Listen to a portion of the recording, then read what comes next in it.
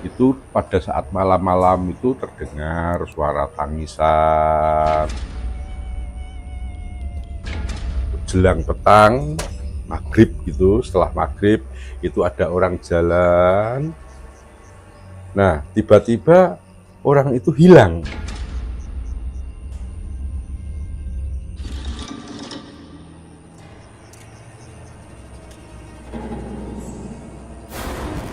Dia terbangun nyusul ibunya, "Wih, apa nyusul aku?" gitu. Gue ning dhewe ana pocong Bu ngeloni aku gitu. Kamar ini kamarnya.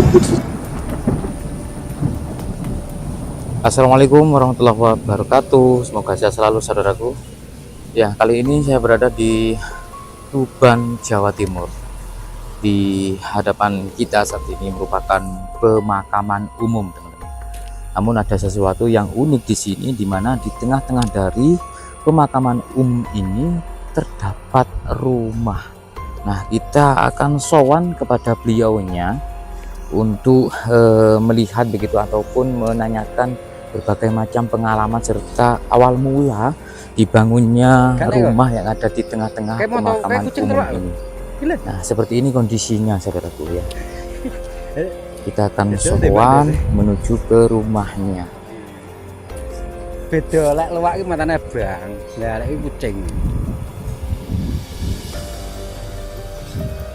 Kalau melihat dari kondisi sekitar, banyaknya pohon-pohon beringin begitu, menandakan bahwa peradaban di sini itu memang cukup tua begitu.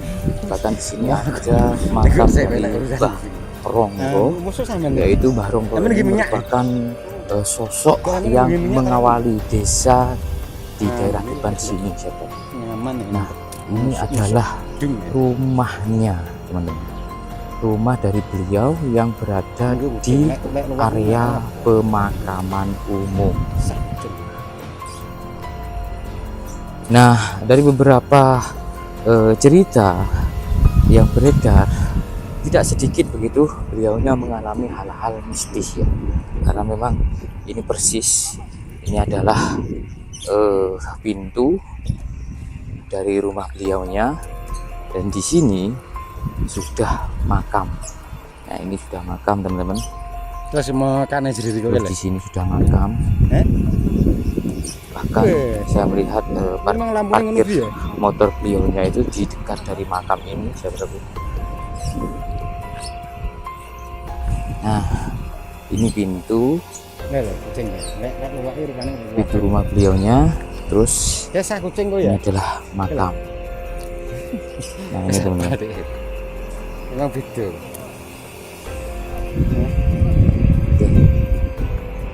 Kita coba sowan ya, silaturahim kepada beliaunya.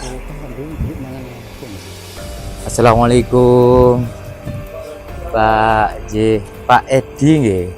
Oh nggih. Pak Nyun niku nggih ngapunten. Silaturahim Pak. Nggih. Asal masuk Pak. Oh nggih, terima kasih Pak. Nanti ini adalah rumah Pak Edi. Ini kan rumahnya Pak Edi. Rangga ini kan berada di tengah makam Pak. Nggih. Pertanyaan pertama, tidak takutkah Pak? Ya, gimana nggih? Sebagai manusia normal itu rasa was-was itu ada. Jadi pada awalnya tahun 80 saya menempati ini, 1980 tepatnya. Jadi ini rumah pertama kali, Mas, untuk lingkungan RT 1 RW 6 Kelurahan Ronggomulyo, lingkup makam Mbah Ronggo. Saya yang pertama kali menempati tanah ini, tanah pekarangan ini. Lalu kemudian disusul kakak saya, terus ada beberapa keturunan ya, bapak ibu muda itu sekarang sudah penuh di sebelah belakang saya ini. Dari 1980. Nggih, masih gelap sekali. Oh, Saya iya, minta sik, apa? sik, sik. Lampu itu Iya, masih sik, sik. ini lampu Publik. umpling nggih. Ayo. Terus minta apa sambungan Iya, dari senter kok kena ya? desa kelurahan Senter yang kok dekat kena ya? ini, sebelah utaranya rumah ini. Ini kelurahan. Saya tarik kabel, minta penerangan lampu bolam yang bening 5 watt gitu. Mohon maaf Pak, untuk ini Pak status tanah Pak. Alhamdulillah ini tanah resmi, hak milik bersertifikat. Dan tanah ini saya juga tidak menepati gratis, jadi saya beli gitu. Beli dari kakak saya. Adapun kakak saya beli dari pemilik awal, ya ini Pak Purnomo almarhum, seorang ahli waris atau anak juru kunci pemakaman ini. Berarti sudah 45 tahun. 45 tahun menempati rumah ini dan di sini pula saya hidup berdampingan dengan istri saya hingga menghasilkan 3 anak, 2 perempuan, 1 laki-laki. Pak ini kan sebelumnya katanya Bapak kan masih belum padat kuburan Nggih, ataupun nggih, makam. nggih. Artinya seperti makam-makam yang berada di depan rumah Bapak, seperti di samping rumah Bapak, pada waktu penggalian ya benar-benar menyaksikan langsung dengan kondisi itu waktu itu.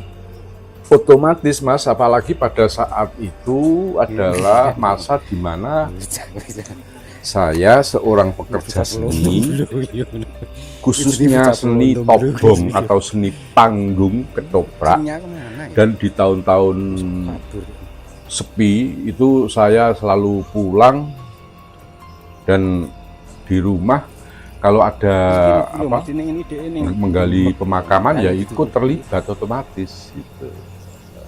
Pak, istilahnya kalau dari cerita kakek buyut begitu Pak ya, 1 hari sampai 7 hari itu mohon maaf, seperti halnya apa ya istilahnya, sosok astral di area pemakaman tersebut masih ada katanya gitu. Ya ada dan tidak ada Mas. Artinya ada dan tiada itu jika orang yang meninggal tersebut faktor sakit atau faktor kecelakaan, itu pada saat malam-malam itu terdengar suara tangisan, rintian. Tapi kalau meninggalnya itu wajar-wajar ya biasa-biasa saja. Bahkan saya bisa menengarai ketika akan ada besok di tempat sana ditempati pemakaman baru. Itu saya sampai sejauh itu karena kebiasaan niteni, mengingat setiap kejadian.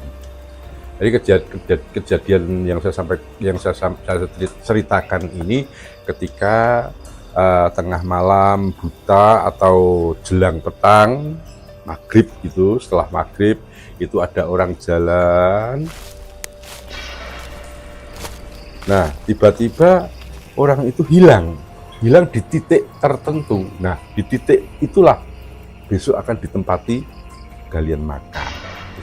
Itu sehingga saya bisa menentukan bahwa besok ono wong meninggal gitu. Belum lagi tempat keranda yang tadinya ada di tempat di belakang masjid, sekarang kan sudah dipindah. Saya pindahkan di situ. Kalau tempat keranda ini mengeluarkan suara bergedubrak gitu kan, ini kerandanya keranda dari besi Mas, semacam bergerak sendiri gitu. Ya bergerak gitu ya kan gelap gitu, jadi gerak atau tidak saya tidak tahu, tapi yang jelas kan kalau hening itu terdengar suara gubrak gitu. Nah pasti besoknya akan ditempati orang. Segitunya Pak. Bahkan 45 tahun pengalaman. Bahkan saya pernah tidur di keranda. Oh beneran Pak? Iya. Ya mengapa saya tidur di keranda? Eh, saya waktu itu masih 2, belum 3. Jadi si bungsu belum lahir. Kebetulan saya itu pekerjaannya kan malam mas, tuh malam, pagi saya pulang. Nah, tapi tiba-tiba ini karena di rumah ini pada waktu itu puter tape keras-keras gitu, sehingga kan saya terganggu, tidak bisa tidur. Akhirnya saya ngungsi ke tempat keranda, nggak apa-apa, memang udah pagi kok, gitu, pagi. Jadi tikar bekas pembungkus mayat itu tak bikin terus saya tidur. Biasanya nggak pernah terjadi apa-apa, tapi pada saat itu tiba-tiba saya itu gelundung. Oh, seperti gelundung. Ini digulingkan gitu. Betul, seperti digulingkan karena di keranda ini ada dampingannya toh mas, dan gantingannya pembatas. Dampingan agar si mayat supaya tidak ini jatuh misalnya gitu ya. Ini ada dampingan yang ada kuncinya, dan ini sudah saya kunci gitu, klek gitu. Nah, kok aku bisa guling kan, berarti saya harus lompat gini. Gitu. Awalnya saya tidak mengira apa-apa, tapi ternyata besoknya keranda itu dibuat ngangkut 4 mayat sekaligus akibat kecelakaan di jalan. Kalau sekarang di jalan ini Agus Salim, satu keluarga meninggal memakai keranda ya yang saya pakai itu memang kerandanya cuma 1 waktu itu. Kalau sekarang sudah banyak dari dari masyarakat yang memberi bantuan itu.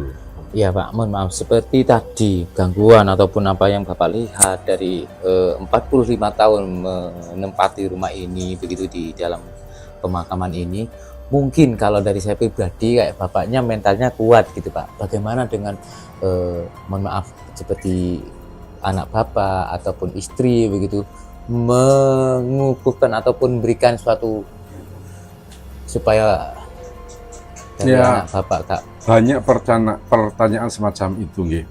Dikarenakan tapi ternyata ya mungkin karena sudah terbiasa.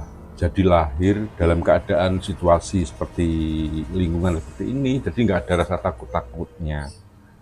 Bahkan anak saya juga banyak mas yang kadang-kadang melihat ada yang pada saat kecilnya loh.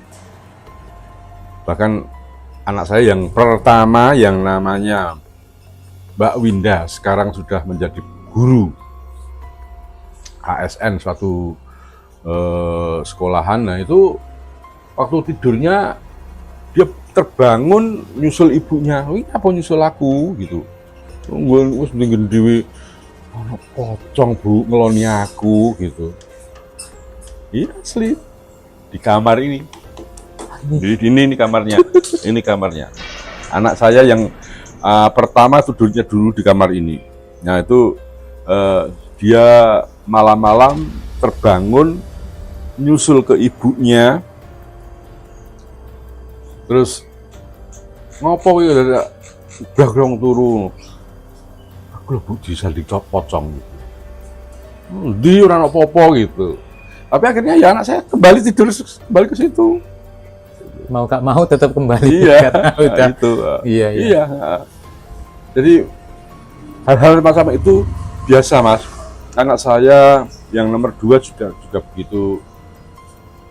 Pas waktu belum di kamar tempat bebucal itu loh, kamar mandi dan sekaligus WC itu belum ada atapnya. Karena masih ada pohon mangga itu. Pas malam buang hajat sendiri gitu, tiba-tiba di atasnya itu duduk gitu, yang melihat gitu. Pocong banget. Katanya sih semacamnya lah. Semacamnya katanya itu, Bu, ono moto abang loro Bu kelop-kelop ning dhuwur pelem gitu. Anak saya sekarang yang itu, yang tahu moto abang loro klop-klop di atas pohon mangga itu sekarang di Solo, menikah dapat Solo, suaminya seorang dalang. Lalu yang anak saya yang bungsu itu bahkan pernah diantar oleh sosok yang sudah meninggal.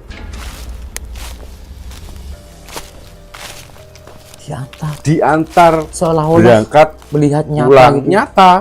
Jadi gini, maaf, ini sedikit privasi, saya tidak sebut namanya karena ini juga sangat dekat sekali dengan rumah ini. Itu si orang ini memang akrab dengan si anak saya. Nah, pada saat itu masih bulan-bulan puasa, gitu. Bulan puasa ada ini loh, mercon kembang api itu di sebelah utara sana ada penjual kembang api di keluarga Puro sana, keluar makam itu ada toko yang jual kembang api. Namanya juga anak, dia tidak tahu ini jam berapa. Itu jam 2 Mas, jam 2 malam dia keluar. Iya, dini hari. 2 dini hari dia keluar sendiri. Terus ketemu dengan orang, Gus, kamu mau kemana? Tanyanya gitu. Anu Lek, saya mau beli kembang api. Jam piro tuh kembang api iki? Ayo tak terno. Diantarkan keluar loh, sik tutup. Terus diantar pulang kembali. Mulai wae engko tuku neh soto Padang. Nah, sesampai di rumah, anak saya Bagus itu, ibunya sudah bangun untuk persiapan akan sahur itu. Kowe iki lho kon ditangit wong jadi nguyok gara balik. Aku tuku mercon, Bu. Lah wis ndi mercone? Wong buka kok ngono. Aku diterno Lek. Lek sapa? Lek iku. Nah, ibunya seketika itu langsung saya dibangunkan. Jadi ada rasa ketakutan gitu. Itu anakmu diterno Lek iki. Iya, padahal si Lek itu kan sudah meninggal gitu.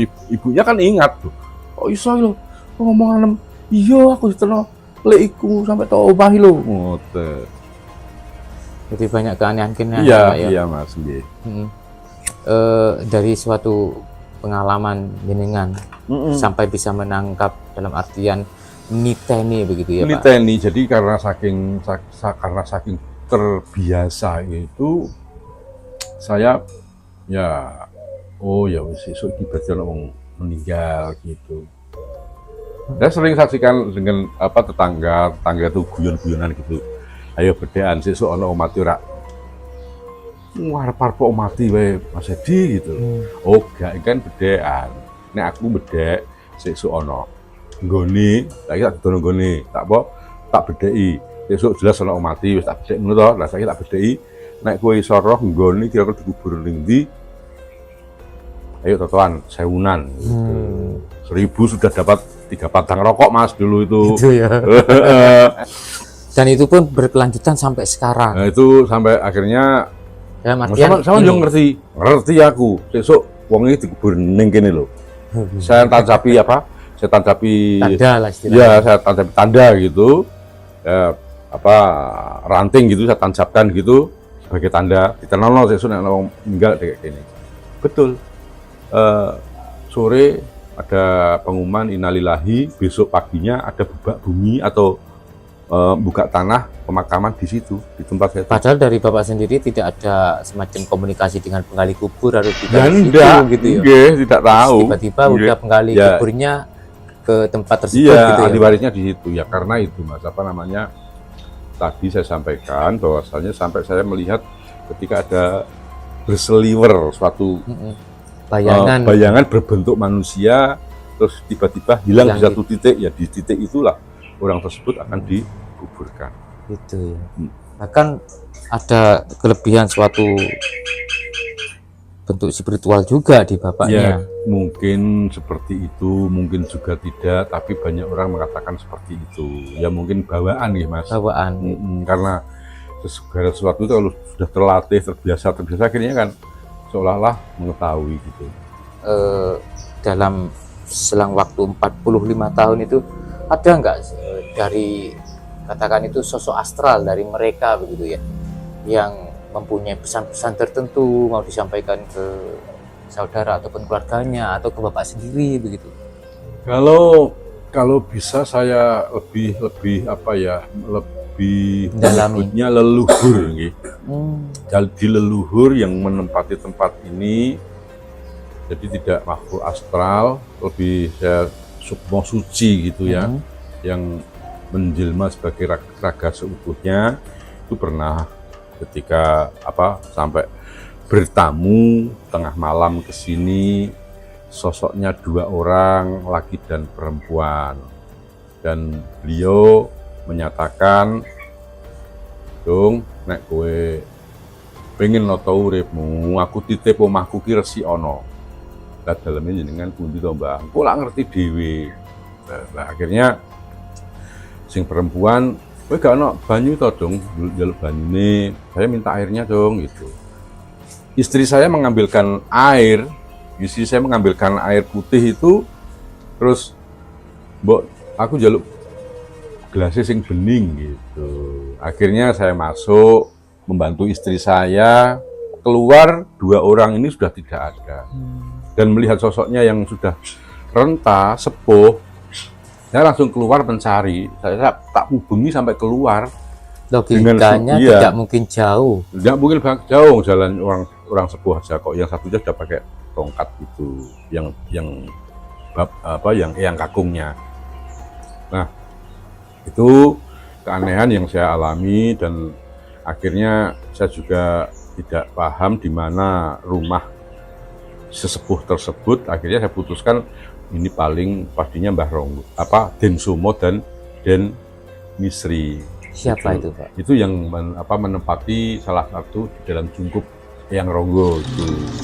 Akhirnya saya mengabdikan sepenuhnya terhadap Mbah Ronggo sebagai sukarelawan. Sampai nama Bapak menjadi Edi Ronggo itu. Nggih. Nah, siapa, Pak? Mbah Ronggo itu siapa, Pak? Mbah Ronggo itu Raden Tumenggung Ronggo Jaya Kusumo.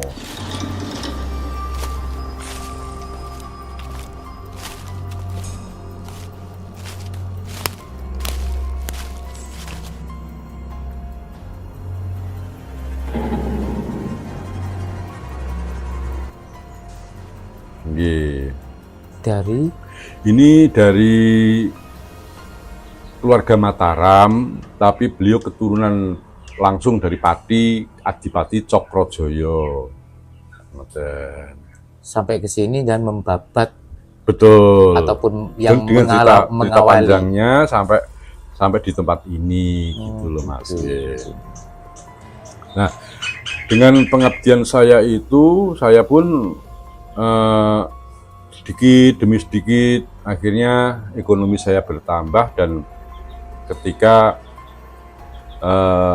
ada rezeki sedikit saya sisihkan untuk pengabdian membetulkan. Dalam bentuk seperti apa? Ya, pengabdian dalam hal bentuk nyata, jadi bukan mengkultuskan roh atau menyembah orang meninggal, tidak, tapi karena ini tidak begitu terawat. Tidak begitu terurus, ada juru kuncinya sepuh-sepuh. Jadi sampai akhirnya saya belikan, karena tadinya belum berbentuk makam, saya belikan kijingan. Nah, pengabdiannya seperti itu. Itu bahkan lebih kepada apa ya istilahnya Jawa ini mernahno begitu, mernahno sampai saya mencari silsilahnya Mbah Ronggo sampai ketemu, dan sampai ringkas cerita sampai berbentuk seperti ini. Ada paping, ada panggung, ada rumah seperti itu. Itu saya sendiri, tanpa bantuan siapa-siapa. Ada mungkin satu pesan lagi, Pak, untuk pemirsa di rumah, Pak? Ya, pesan saya kepada segenap para pemirsa dimanapun penjenengan, kematian itu bukan suatu hal yang menakutkan. Karena sesungguhnya kematian itu adalah jalan di mana kita akan kembali ke asal.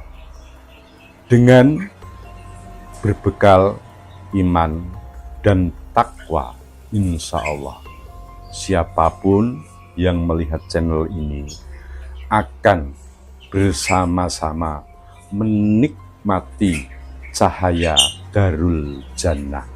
Amin.